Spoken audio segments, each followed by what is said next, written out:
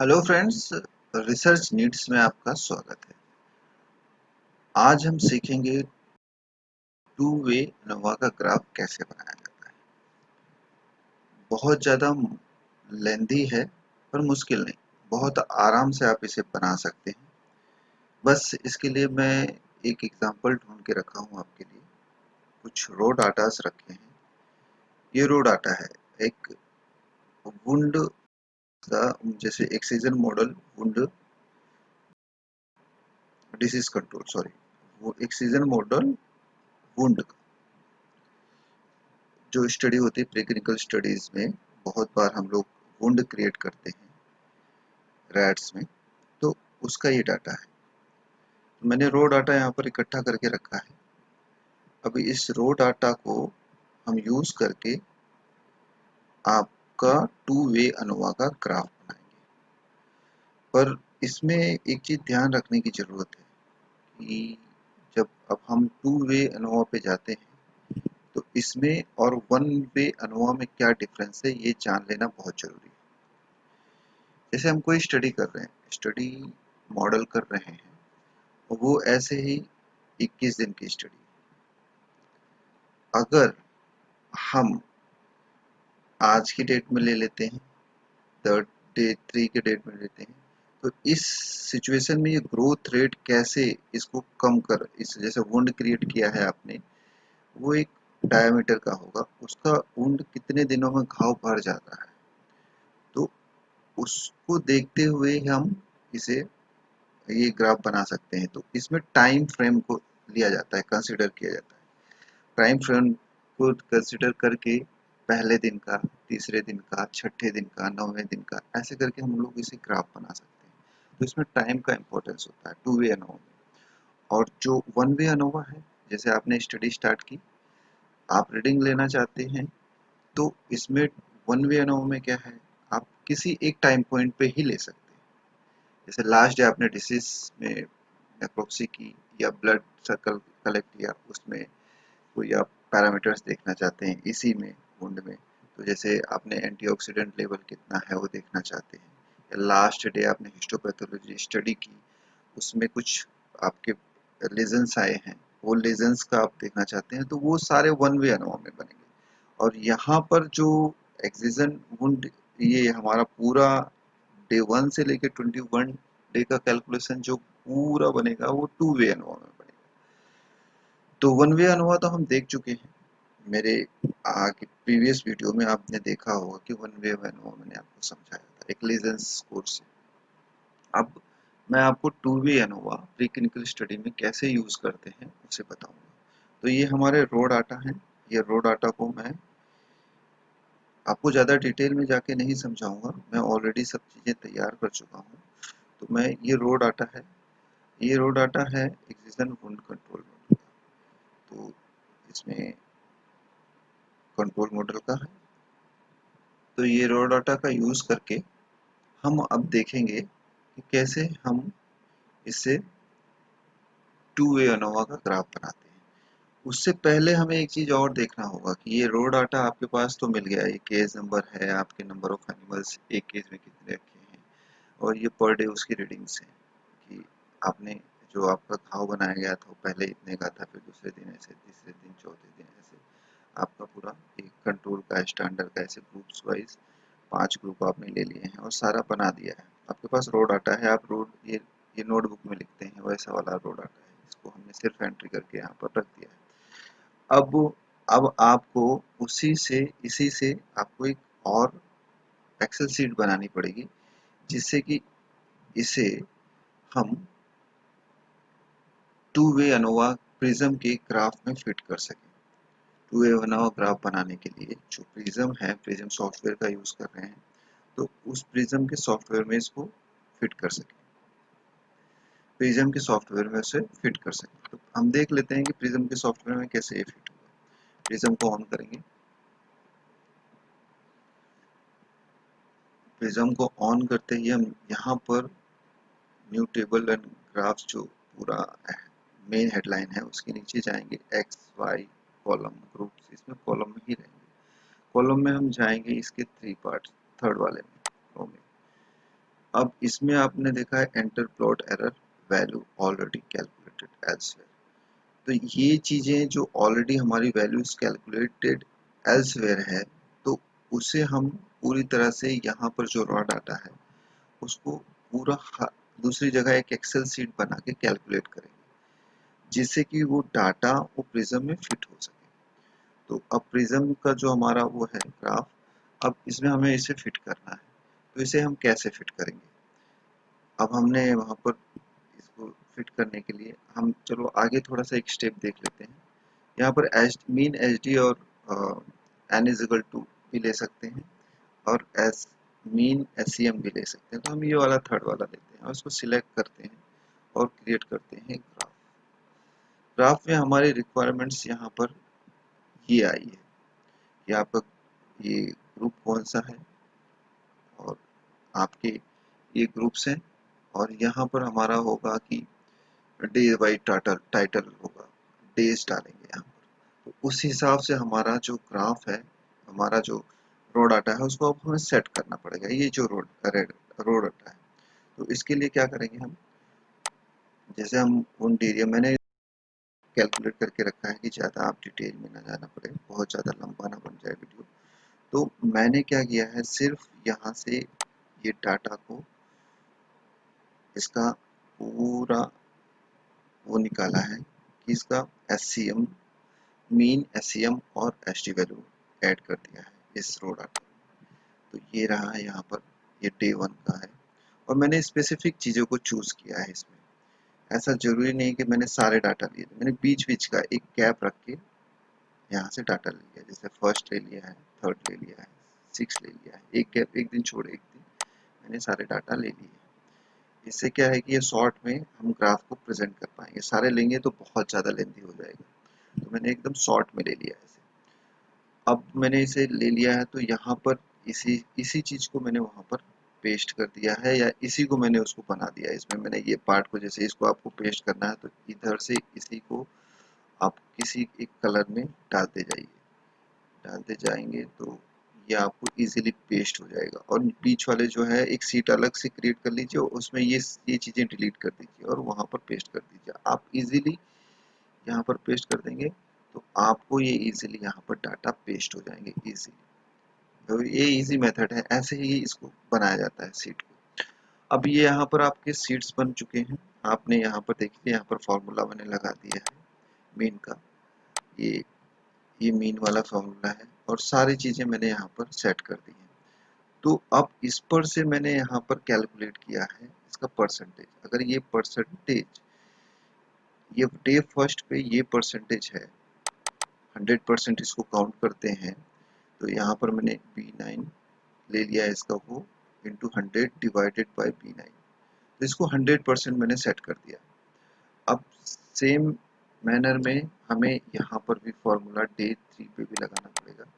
तो इधर मैंने कैसे सेट किया है, यहाँ पर मैंने डी यहाँ का 9 ले लिया है, और इसको यहाँ पर इसको स्टेबल रख दिया है, S यहाँ से लॉक कर दिया है इसको B को, और यहाँ पर 9। अब इस तरीके से मैंने डे सेकेंड का निकाल दिया है। यहाँ पर तो इसे हम पेस्ट कर, इसको हम ड्रैग करके सब में ऐसे 100% ला सकते हैं, पर यहाँ पर इसके लिए आपको हर रोज का यहाँ पर चेंज करना पड़ेगा, और उसे हम देख लेते हैं। हम शॉर्ट की में देख लेते हैं इसको।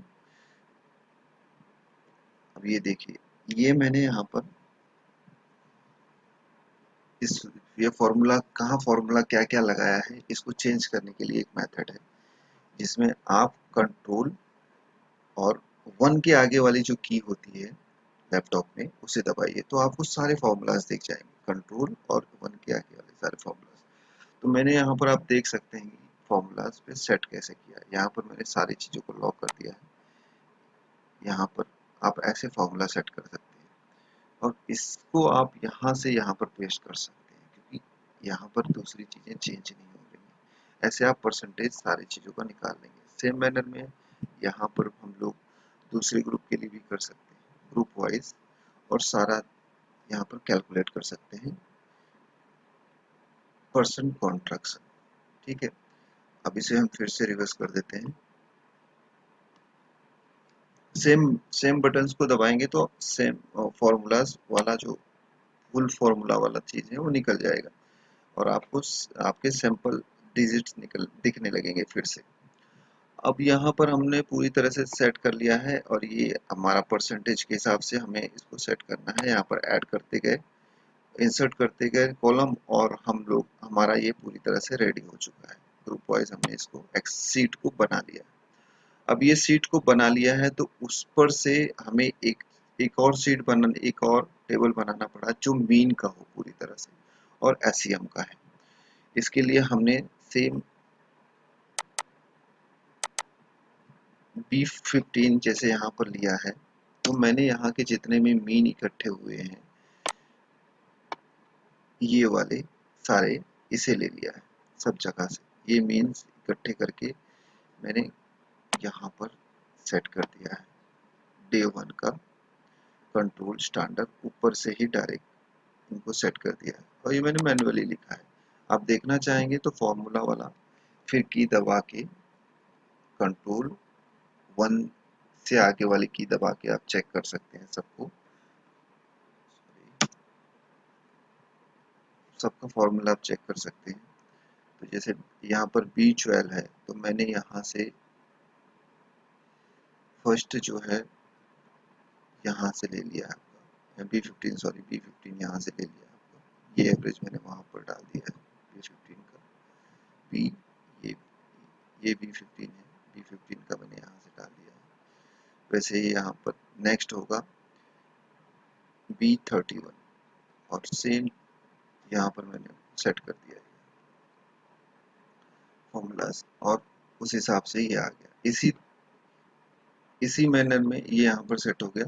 अब इसी को मैंने यहाँ पर डे वाइज सेट किया है जो हमारी रिक्वायरमेंट है प्रिज्म। प्रिज्म में जो रिक्वायरमेंट है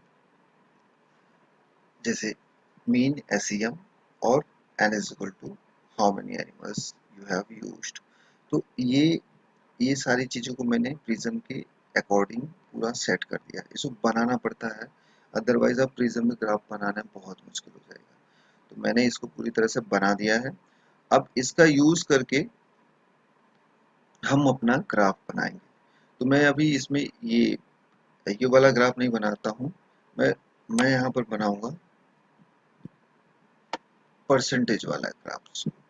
परसेंटेज वाले ग्राफ्स को बनाने की कोशिश करूंगा। आपको दिखाऊंगा कि कैसे इसका ग्राफ टू वे अनुभव में बनाया जाता है। मैंने सेम मैनर में मैंने इसे भी सेट किया है। यहाँ से सारे मीन्स को इकट्ठा करके मैंने एक टेबल बनाया जैसे कि यहाँ पर है। ये यहाँ पर बनाया परसेंटेज। ये परसेंटेज डे 3 पे ये बढ़ गया है थोड़ा सा क्योंकि वुंड में इन्फ्लामेटरी फेज होता है। फिर इसके बाद डे 6, 9, 12 ऐसे करके सारा परसेंटेज को कितने परसेंट में जीरो हुआ है इसको सबको इकट्ठा किया मीन एक जगह एसईएम एक जगह और इसे मैंने डे 1 के हिसाब से कंट्रोल की रीडिंग्स क्या है डिजीज कंट्रोल की रीडिंग ये यहाँ पर डाला है। स्टैंडर्ड रीडिंग यहाँ पर डाली है पूरी और उसको सेट किया। अब ये सेट करके यहाँ पर सारी चीजें रीडिंग्स जीरो होगी अकॉर्डिंग टू हमारे ग्राफेट विजन के लिए। यहाँ पर मैंने लिखा भी है कि percentage relative wound added in graphite vision. Graphic prism में जो ऐड किया गया है। अब इस फ्लो में मैं सिर्फ इसे इसको कॉपी कर लूंगा यहाँ से पूरा कॉपी किया मैंने और इसे मैंने ग्राफिक प्रिज्म में डाल दिया। ये आ गया। अब यहाँ पर ग्रुप के नाम डाल दूंगा। डिसीज को डीसी शॉर्ट में लिख रहा हूँ मैं डीसी। सेकेंड ग्रुप को मैं लिखूंगा एसटीडी सॉरी यहाँ पर नीचे जाएगा एसटीडी एसटीडी। थर्ड ग्रुप को परसेंटेज 5% SLO। SLO फॉर्मुलेशन का एक शॉर्ट की है।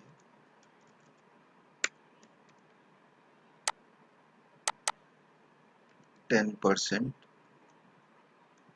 SLO और 15% S S L O, okay कर दिया है।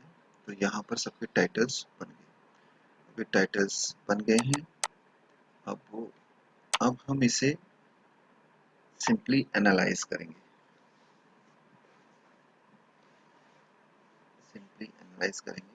ये डाटा वहाँ से हमने यहाँ पर पेस्ट किया है, यहाँ पर कुछ मिस्टेक है, इसे हम फॉर्मूला से चेक करेंगे कि कैसे ये मिस्टेक आई है। यहाँ पर परसेंटेज डाउन होते जा रहा है, पर यहाँ पर सेम आंकड़ा दिखा रहा है ये वाला।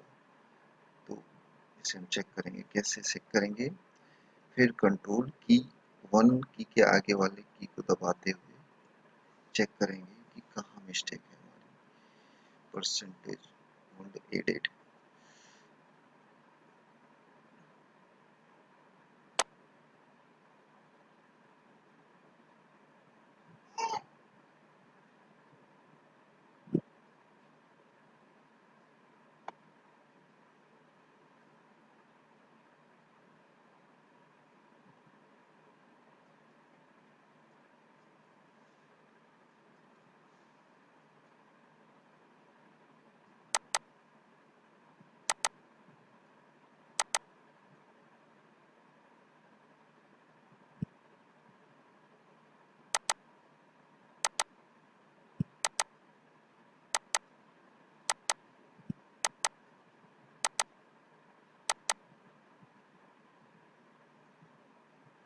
यहाँ पर हमें मिस्टेक दिख रही है, ये हमने यहाँ पर चेंज नहीं किया है। अब आप इस तरीके से आप इसे चेक कर सकते हैं। यहाँ पर पी हमने रख दिया है, इसकी वजह से यहाँ पर मिस्टेक दिख रही है। कोई भी मिस्टेक है वो आपको इजीली विजिबल हो जाएगी जब आप सारे फॉर्मूला को यूज करेंगे। अब ये यहाँ पर ठीक हो गई है, यहाँ पर करेक्ट हो गया। अब हम यहाँ पर देखेंगे, ये हमारा पूरा फॉर्मूला यहाँ पर हमने यहाँ पर पेस्ट कर दिया है। फिर से एक बार कॉपी कर लेंगे, क्योंकि वहाँ पर हमारी मिस्टेक हो गई थी, तो वो अगर कोई भी एरर होगी तो वो ठीक हो जाएगी। हम यहाँ से ऐसे हम विजुअली चेक भी कर सकते हैं कि कुछ ऐसा जो ऑकवर्ड हो, क्योंकि हमें ग्राफिक प्रिज्म में बहुत बार ये चेक करना पड़ता है। तो मैन्युअली एक बार चेक कर लेंगे कि कुछ ऐसा ऑकवर्ड हो कि जो आपको विजुअली दिख जाए। यहाँ से डायरेक्टली यहाँ पर ग्राफिक प्रिज्म में पेस्ट कर दिया हमने डाटा। फिर से एक बार पेस्ट कर देते हैं, ये डायरेक्टली पेस्ट हो गया। अब हम इसे एनालाइज करेंगे, एनालाइज करेंगे। अब यहाँ पर हमें जाना है टू वे एनोवा में, यहाँ पर हम देख लेंगे कि हमारे ग्रुप कौन है। Disease control standard 5%, 10%, 15% SLO। अब इसको हम ओके करेंगे। यहाँ पर two way ANOVA group analysis में आपको देखना है, उसको ओके करेंगे। ओके करेंगे उसके बाद हमें यहाँ पर देखना है एक्सपेरिमेंटल डिजाइन आगे मूव नहीं होगा, आपको इसमें डायरेक्टली मल्टीपल कंपैरिजन में जाना है। मल्टीपल कंपैरिजन में आपके पास ऑप्शंस आएंगे, तो इसमें आपको लास्ट वाले ऑप्शंस पे जाना है। ये आपको ये ये स्टाइल से आपको वन वे इजीली मिल जाएगा, पर मैं यहाँ पर इसलिए बना रहा हूँ कि जो आगे का कैलकुलेशन है वो आपको इजी पड़ेगा। तो compare cell means regardless of row and columns, आप इसे सिलेक्ट कीजिए तो आपके पास ये ऑप्शंस आएंगे।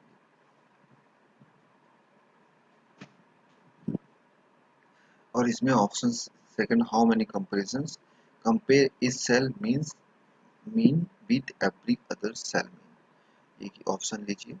और यहाँ ऑप्शन में जाएंगे, आपको टर्की रिकमेंड है, वो आप ऑप्शन ले लीजिए। और यहाँ पर पी वैल्यू आप 4 ही रखिए, फिर यहाँ पर ओके कर दीजिए। तो यहाँ पर ये कैलकुलेशन करने लगेगा टर्की टेस्ट 780। अब इससे आगे हमें क्या करना है, ये कैलकुलेशन ये करके बताएगा, तभी उसके बाद हम देख पाएंगे। ये बहुत इजी मेथड है, आप इसे आराम से कैलकुलेट कर सकते हैं। यहाँ पर टू वे अनोवा के सारे कैलकुलेशन पे, यहाँ पर ज़्यादा डिटेल में नहीं जाएंगे हम लोग, हम डायरेक्ट ग्राफ पे जाएंगे। ग्राफ हमारा ठीक है कि नहीं पहले चेक करेंगे। हमें यहाँ पर दिख गया होगा कि मीन विद एसीएम हमारा ग्राफ आ रहा है। अब उसे हम चेक करेंगे। और ओके करेंगे।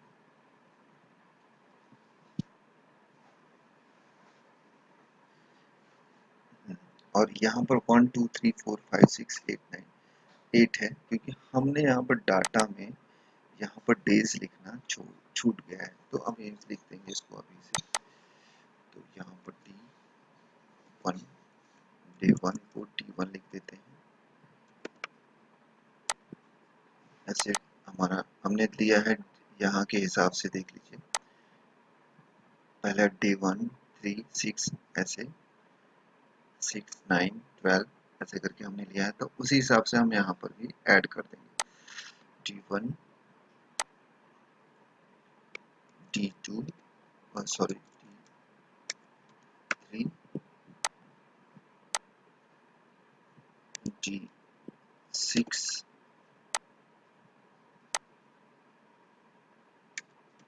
D9 D12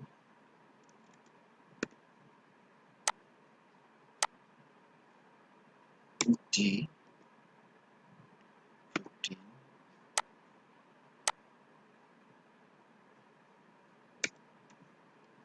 D18 D21।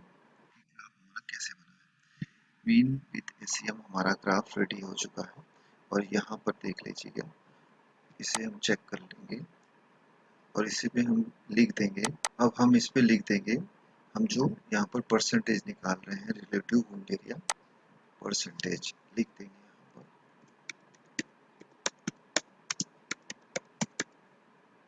Sorry, percentage option में आ रहा है ये, यहाँ पर हम यहाँ पर चेक कर लेंगे इसे।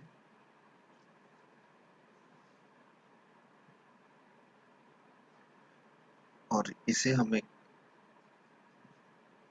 यहाँ पर डेज यूज कर रहे हैं, यहाँ पर आपको लिखना है तो यहाँ पर डेज लिख सकते हैं, अदरवाइज नहीं भी लिखना है तो मत लिखिए, ऑलरेडी ये पता चल जाता है।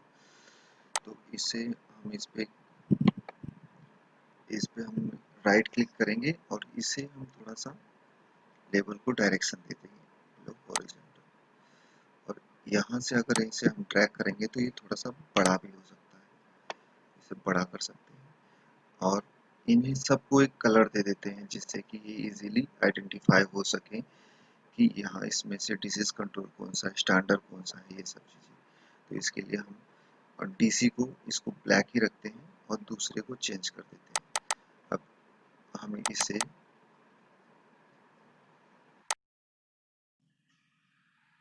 कलर दे देते हैं, यहाँ पर हम इसे दे देते हैं, सारे डार्क कलर देंगे तो यहाँ पर इसे हम दे देते हैं ऑरेंज।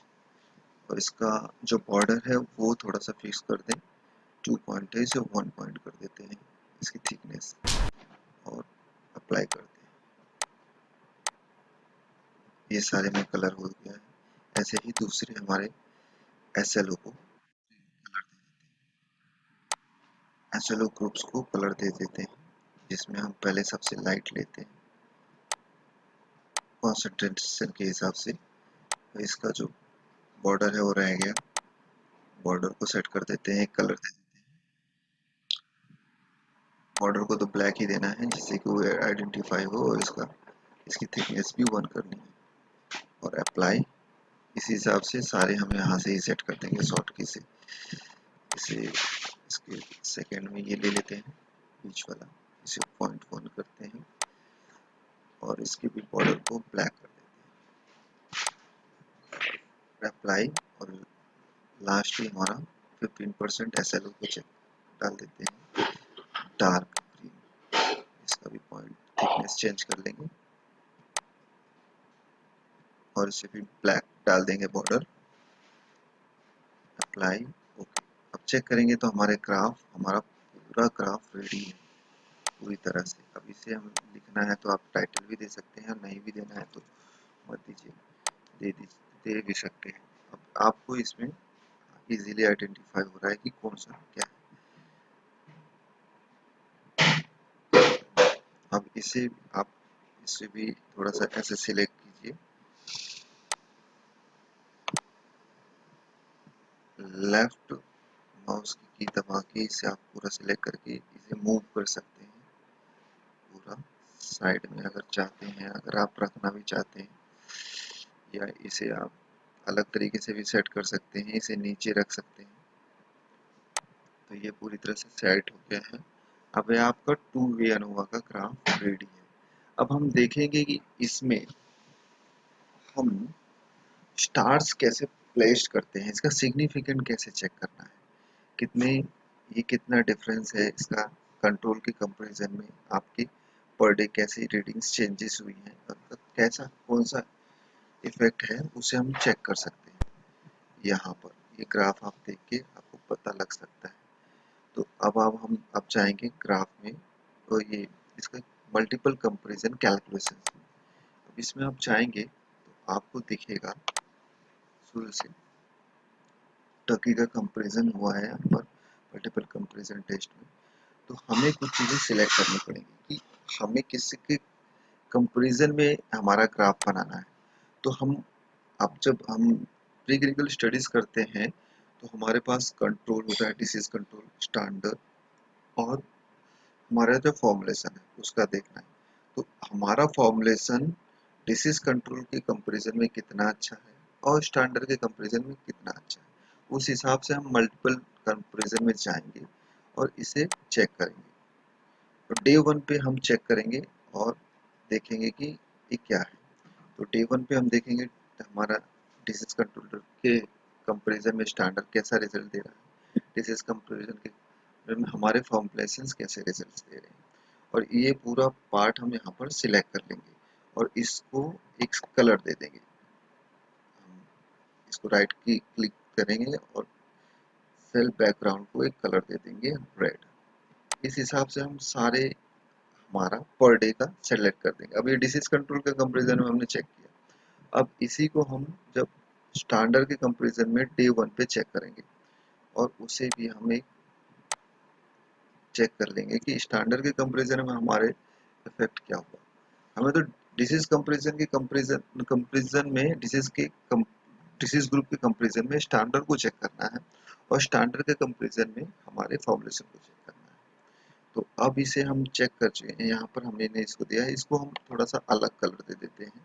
राइट क्लिक करेंगे और इसमें सेल बैकग्राउंड कलर के ऑप्शन में जाएंगे, यहाँ पर इसे हम ब्लू कलर दे देते हैं।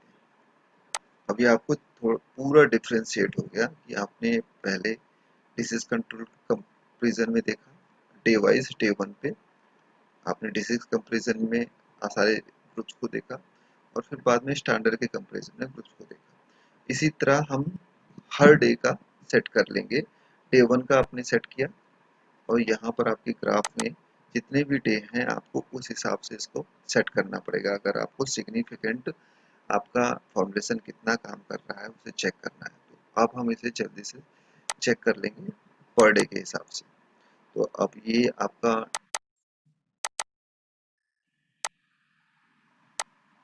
अब हम यहाँ पर जाएंगे, सॉरी, इसे हम ड्रैग करेंगे नीचे। डे थ्री के हिसाब से अब हम सेट कर देंगे। डे थ्री का भी चेक करेंगे स्टैंडर्ड 5%, 10%, 15%। अब डे थ्री को भी हम ऐसे ही रेड कलर दे देंगे और सब जगह हमें देना है ऐसे कलर। यहाँ पर आपको पता चल रहा है कि सिग्निफिकेंट है डे थ्री में कौन सा सिग्निफिकेंट, जो नॉन सिग्निफिकेंट है डे थ्री में कोई ज़्यादा डिफरेंस आया नहीं है। घाव में सबके घाव एक ही जैसे ऐसा दिख रहा है इसमें। डे वन में तो आपको सारे एक ही जैसे, एक ही मेजरमेंट के आपने वुंड क्रिएट किए होंगे और डे थ्री में आपका कोई सिग्निफिकेंट डिफरेंस आया नहीं है। और स्टैंडर्ड के कंपैरिजन में भी हम चेक कर लेंगे इसमें। अब यहाँ पर जैसे स्टैंडर्ड है, स्टैंडर्ड को चेक कर लेंगे और इसमें भी कोई चेंजेस आए नहीं है। इसके बैकग्राउंड को भी हम उसी हिसाब से ब्लू कलर देते जाएंगे और पर डे वाइज हम लोग देंगे, इसे कलर करते जाएंगे। अब डे थ्री के बाद डे सिक्स पे हम जाएंगे। डे सिक्स में भी हम ऐसे ही फर्स्ट डे सिक्स को डे सिक्स के हिसाब से ही कंपेरिजन करना है और इसमें यहाँ पर इसे सिलेक्ट कर लेंगे और इसे हम रेड कलर दे देंगे। यहाँ पर हमारे डिसीज कंट्रोल के हिसाब से यहाँ पर सिग्निफिकेंट रिजल्ट्स आ रहे हैं, आप देखेंगे। तो इसे हम कलर कर लेंगे। अब इस हिसाब से हमें यहाँ पर स्टार्स पुट करने हैं। अब हम वहाँ पर जाएंगे अपने उसमें और डे 6 में देखेंगे। तो यहाँ पर आपको अब हम स्टार कैसे पुट करना है वो बताएंगे। अब यहाँ पर आप देखेंगे कि डिसीज कंट्रोल के कंपैरिजन में स्टैंडर्ड भी अपना रिजल्ट दे रहा है। तो हमें यहाँ पर कुछ नहीं करना, यहाँ पर सिंपली जाके यहाँ से आपको स्टार्स लेने हैं। यहाँ पर आप ग्राफ देखेंगे तो आपको एक चीज दिखेगा कि डिसीज के कंपैरिजन में स्टैंडर्ड का सिग्निफिकेंट है।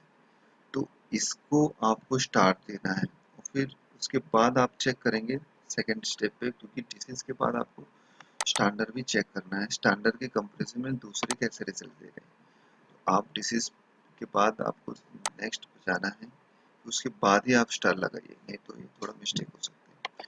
तो यहाँ पर आपको चेक करना है ब्लू कलर देख के, यहाँ पर नॉन सिग्निफिकेंट है स्टैंडर्ड, ये आप ध्यान दीजिए। यहाँ पर थोड़ा सा ध्यान देना है आपको कि अगर बेसिस के कंपैरिजन में आपका स्टैंडर्ड तो काम कर रहा है, पर स्टैंडर्ड के कंपैरिजन में हमारा वो हमारा फॉर्मुलेशन इतना इफेक्टिव अभी नहीं दिख रहा है, नॉन सिग्निफिकेंट रिजल्ट है। तो आपको इधर कैसे आपको स्टार्स पुट करने हैं आपके ग्राफ में वो देखेंगे। इसे थोड़ा लार्ज बना लेंगे, लार्जर साइज लार्जर करते हैं। अब इस पे आपको 6 स्टेप्स पे सारे स्टार्स पुट करने हैं सिग्निफिकेंस के।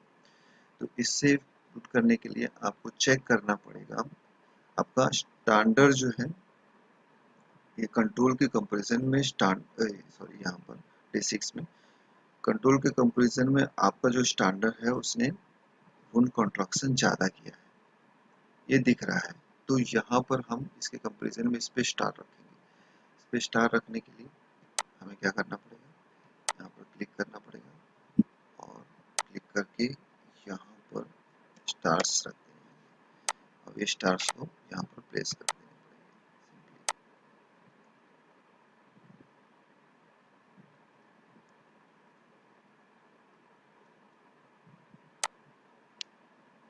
ये हो गया आपका। अब हम दूसरे स्टेप पे देखेंगे कि यहाँ पर स्टैंडर्ड के कंपैरिजन में यहाँ पर नॉन सिग्निफिकेंट है। तो आप इसको नॉन सिग्निफिकेंट को भी यहाँ पर आपको कुछ ना कुछ रखना पड़ेगा, जैसे कि हैज रख दो या कोई और भी सिंबल्स आप रख सकते हो यहाँ पर। बट इस क्यों रख रहे हैं आप, तो यहाँ पर नॉन सिग्निफिकेंट है पर हम कंट्रोल की कंपैरिजन में ये इफेक्ट दिखा रहे हैं। भले स्टैंडर्ड के कंपैरिजन में ये ज़्यादा नॉन सिग्निफिकेंट है पर हमारे ड्रग में इफेक्ट है, ये इससे पता चल रहा है। तो हम यहाँ पर क्या करेंगे, हैज रखेंगे क्योंकि ये इक्वलवेंट टू स्टैंडर्ड काम कर रहे हैं और वो ज़्यादा सिग्निफिकेंट नहीं है पर इसके कंपैरिजन में नॉन सिग्निफिकेंट है, यानी कुछ तो इफेक्ट है कंट्रोल के कंपैरिजन में। सो हमें यहाँ पर हैज रखने पड़ेंगे। यहाँ पर हम हैज प्लेस कर देते हैं, इसे क्लिक करेंगे और यहाँ क्लिक करेंगे और हैज को प्लेस करेंगे। हैज यहाँ पर बड़ा दिख रहा है तो इसको हम टाइम्स रो 1 कर देंगे तो ये छोटा हो जाता है।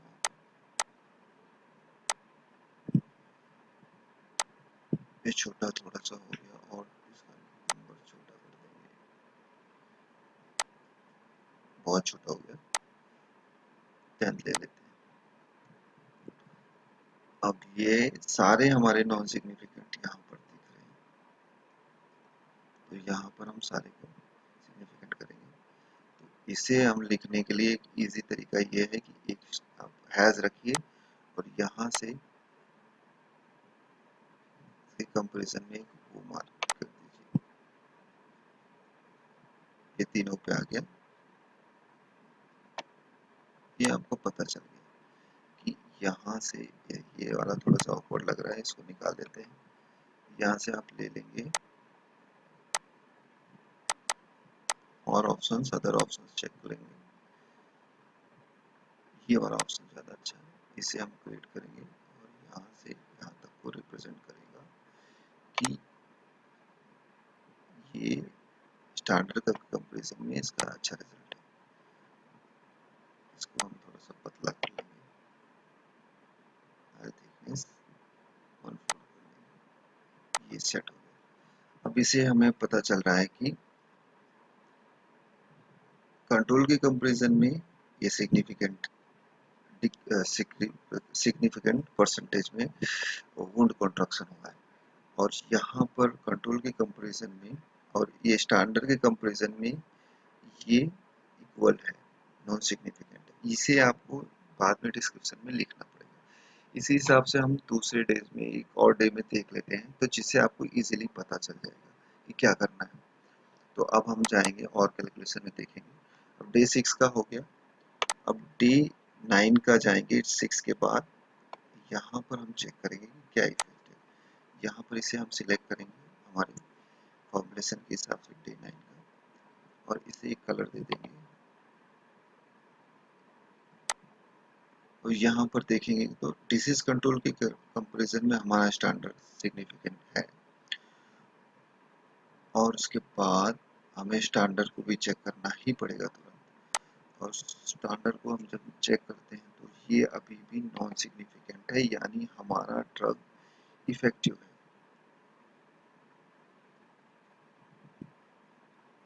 वो कर दिया। अब सेम मैनर में हमें ग्राफ फिर से वही बनाना पड़ेगा, तो हम इसी को कॉपी करके इसे ही यहाँ पर प्लेस कर देंगे उसी तरह।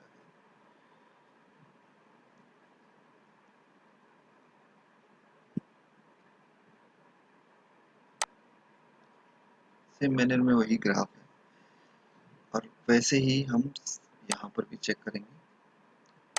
अब हम डे 12 चेक करते हैं। इसके बाद नेक्स्ट डे 12 में क्या इफेक्ट है। डे 12 पे जाएंगे, यहाँ पर भी हम अपने फॉर्मुलेशन तक सिलेक्ट कर लेंगे और इसे एक कलर दे देंगे, बैकग्राउंड कलर रेड। और अब यहाँ पर भी हमारा डिसीज स्टैंडर्ड के कंपैरिजन में सिग्निफिकेंट रिजल्ट दिखा रहा है। अब हम जाएंगे नेक्स्ट स्टैंडर्ड स्टैंडर्ड को चेक करेंगे डे 12 पे, और इसके स्टार्टिंग को सिलेक्ट कर लेंगे। यहाँ पर ये इसे ध्यान से देखना है कि डे 12 का ही स्टैंडर्ड के साथ कंपैरिजन करना है। यहाँ पर आप इसे सिलेक्ट मत कीजिए डे 12 का 15 के साथ, इसमें आपको इससे कोई लेवा देवा नहीं है। यहाँ पर अब इसकी जरूरत नहीं पड़ती, इनकी जरूरत नहीं पड़ती, बहुत रेयर केस में इसकी जरूरत पड़ती है। तो अब इसे आप सिलेक्ट कर लेंगे और इसे हम एक कलर दे देंगे जैसे पहले देते आए हैं, और यहाँ पर भी नॉन सिग्निफिकेंट है। तो स्टैंडर्ड के कंपैरिजन में हमारा drug same to same result दिखा रहा है, तो हम इसे भी सेम मैनर में ही सेट कर देंगे। अब इसे भी हम यहाँ पर कॉपी करेंगे,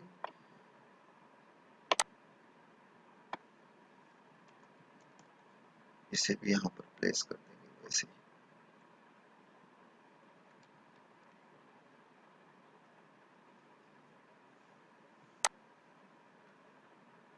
सेम मैनर में हमें 15, 18 का भी चेक करना है, और हम सब पहले चेक कर लेते हैं और फिर एक साथ पेस्ट कर देंगे।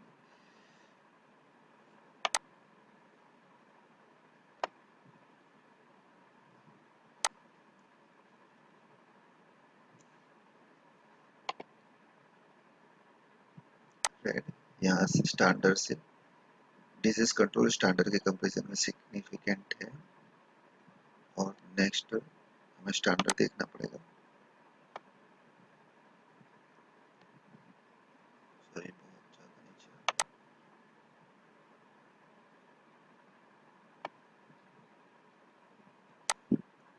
इसे बहुत ध्यान से करना है, थोड़ा सा मिस्टेक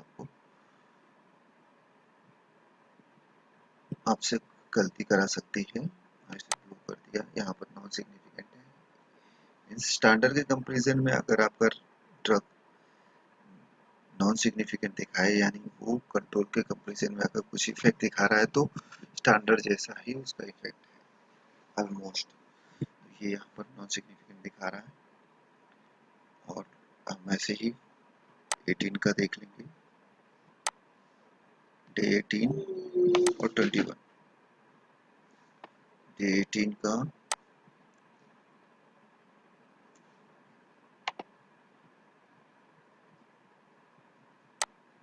यहाँ पर भी डिजीज कंट्रोल स्टैंडर्ड के कंपैरिजन में सिग्निफिकेंट है और स्टैंडर्ड यहाँ पर दिख रहा है, तो इसे भी हम चेक कर लेंगे। यहाँ पर देखिए, यहाँ पर 5% एक सिग्निफिकेंट रिजल्ट्स दिखा रहा है, ये हमें चेक करना पड़ेगा।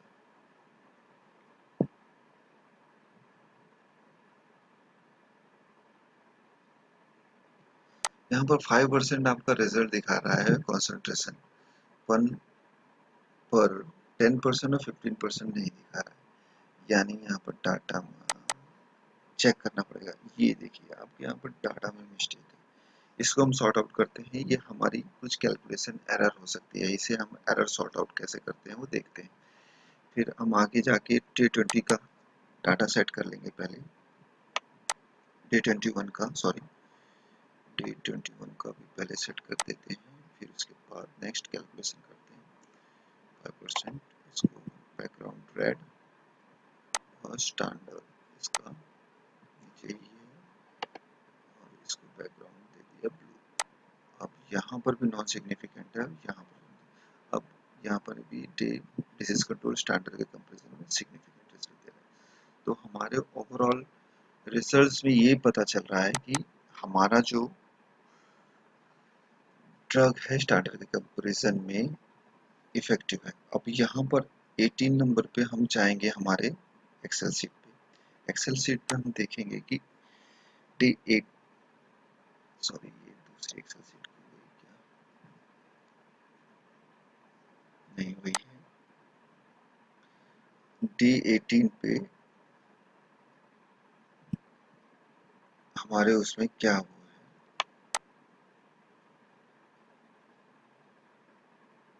एरर है।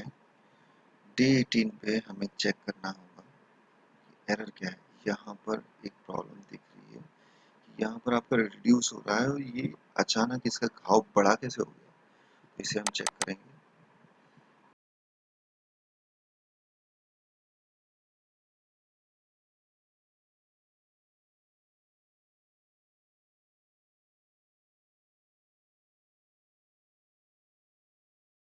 यहाँ से इसे हम क्लिक करके रखेंगे और आगे ट्रैक करेंगे।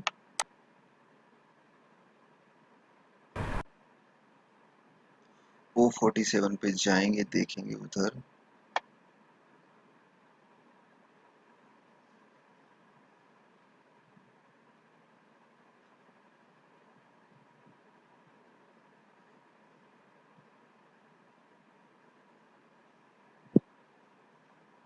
यहाँ पर एक एरर हुआ है पेस्ट करने में।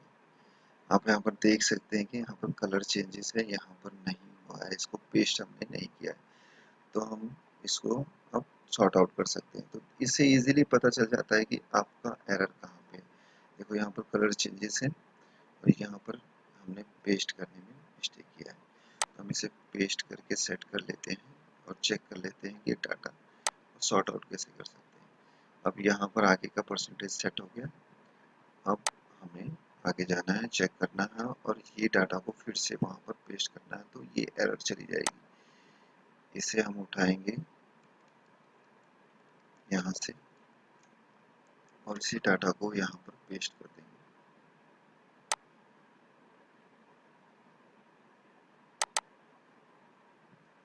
फिर से और फिर चेक करेंगे हमारे ग्राफ, वो एरर चली जा चुकी है। अब हमने देखा कि डे 15, 18 और 20 पर सेम इफेक्ट है, तो हम इसी को स्टार्स को यहाँ पर से कॉपी करेंगे और यहाँ पर सेम मैनर में पेस्ट करेंगे। थोड़ा सा परफेक्ट नहीं आया।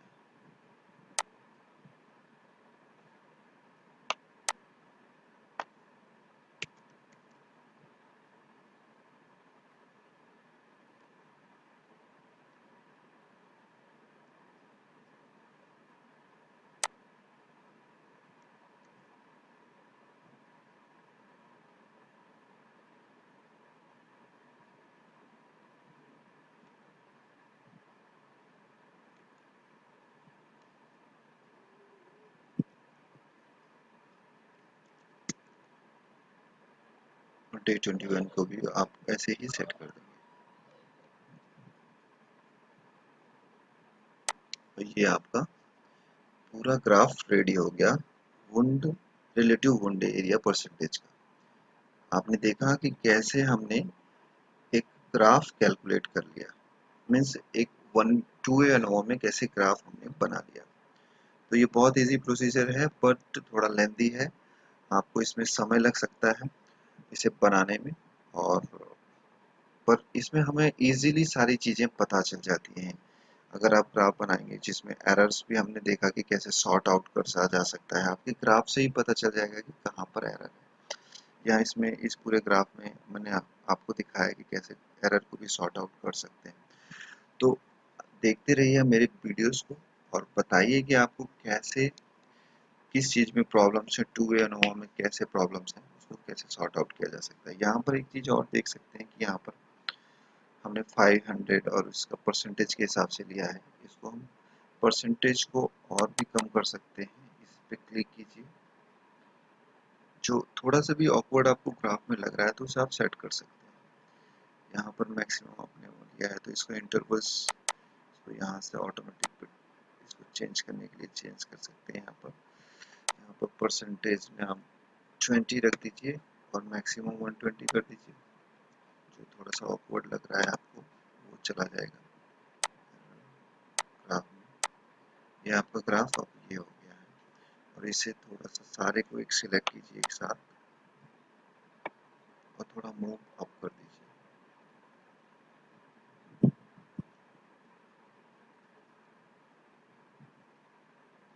इंडिविजुअली भी आप सिलेक्ट करके थोड़ा सा सेट कर सकते हैं, इसको सेट करना पड़ेगा।